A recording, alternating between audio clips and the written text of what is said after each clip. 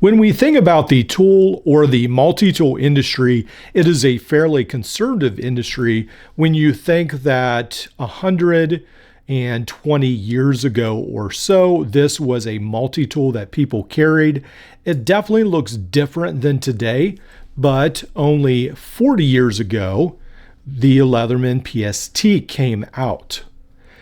Then I think about today, getting a little frustrated with how design hasn't changed a whole lot. I sort of made my own. That's not really what this video is about, the conservative aspect of the multi-tool industry, but it is unique to see some new changes coming, and I want to talk about that today. Recently, I saw this tool on Amazon. Unfortunately, its brand name is generic. It is called, I think, Compact Pliers, some sort of odd name like that. But it is a little different than a lot of these tools that I see. Now, I can see a very clear influence from the Swiss Tech made here in the United States. This came out somewhere around the 80s or the 90s, late 80s or early 90s probably. I forget the exact date. But this tool right here definitely has some influence from some of the larger Swiss Tech tools that I have had in the past. But this one right here seems a little bit more mid-range. I don't remember seeing a Swiss Tech that had this exact tool set, although it is possible I might have missed it. This one right here goes on Amazon for about $14. Now, unfortunately, you can use this for a 1/4 inch of some sorts, but it doesn't hold very well. You can undo 1/4 inch bolt, I guess, if you had to. It's a little sloppy. It doesn't fit very tight. The other side probably is supposed to be more like 5/16 or something, but I won't count on that being a very good fit either. For some reason, it does have a magnet here on this side. I suppose maybe, I don't know if it's really to keep these together, but it does have a magnet there. I'm not really sure of the purpose. There's not a whole bunch of information on Amazon about this. It does look like it has wire cutter strippers of some sort down here, right there. That's different. Then you obviously have the pliers right here. You do have some ruler markings along here and the handles. A little different. I don't know if I'd go as far as saying that it has crimper capability, but I suppose in a pinch, you could pinch some crimper connections with these, I suppose. Now, the tools in these handles are what really interested me a little bit more because we have some micro tools. So we have a micro Phillips, we have a micro flathead, we've got a larger flathead right here.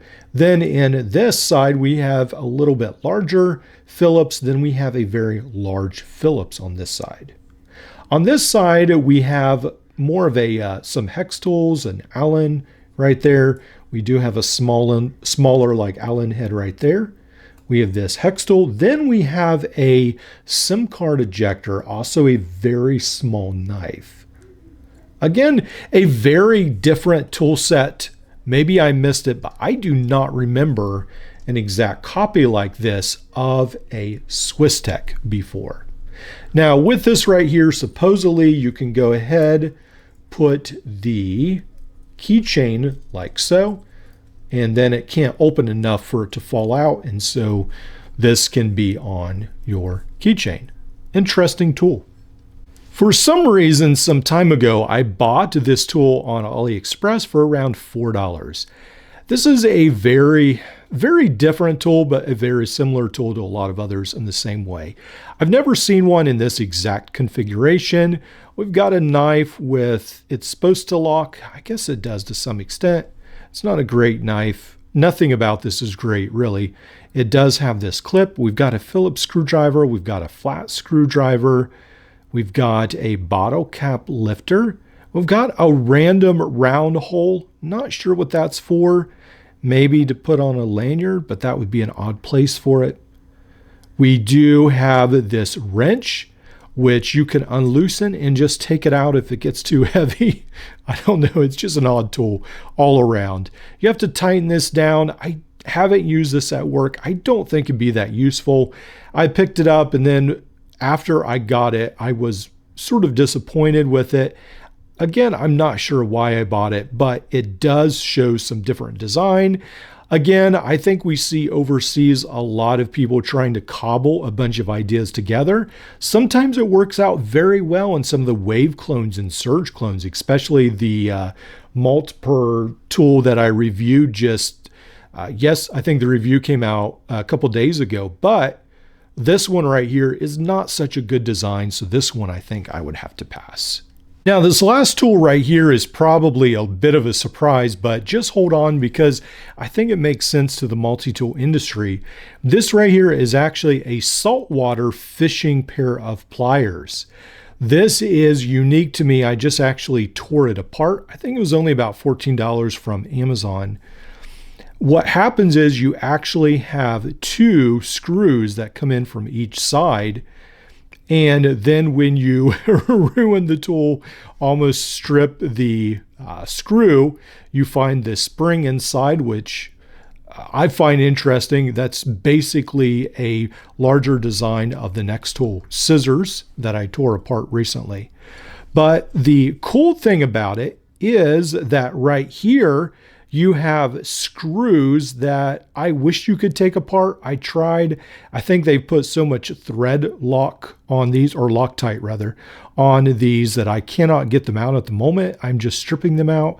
But on expensive ones, you can actually change these because these are aluminum handles. And then when your pliers rust, you just replace them with a new set of pliers instead of changing the hole or of the plier end instead of having to change out the handle end.